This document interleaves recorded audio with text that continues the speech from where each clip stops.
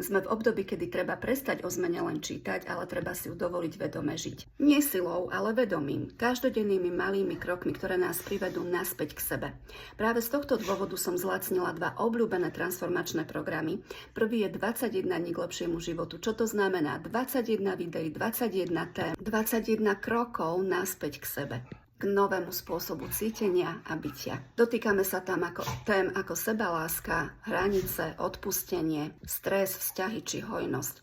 Tento program je z pôvodných 129 eur zlacnený na 89, takže takáto nízka cena už naozaj nikdy nebude. Neváhaj a pridaj sa, ak ťa to volá. Viacej nájdeš v popise tohto videa, prípadne v komentári.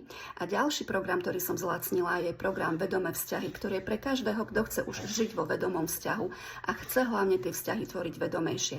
Dozvieš sa tam, prečo vzťahy nefungujú, ako to napraviť, a nielen vzťahy partnerské, ale vzťahy všeobecne, pretože tie vzťahy nás veľmi ovplyvňujú, povedala by som, že najviac.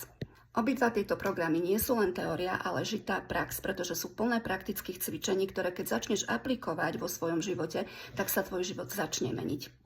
Program Vedomé vzťahy som zlacnila z 59 eur na 45, takže si ho môžeš objednať. Viacej nájdeš v popise alebo v komentári, tak ako pri tom prvom. Takže ak si pripravený začať žiť vedomejší život a previesť teóriu do praxe, neváhaj a klikaj pridaj sa, pretože táto akcia trvá len do 16.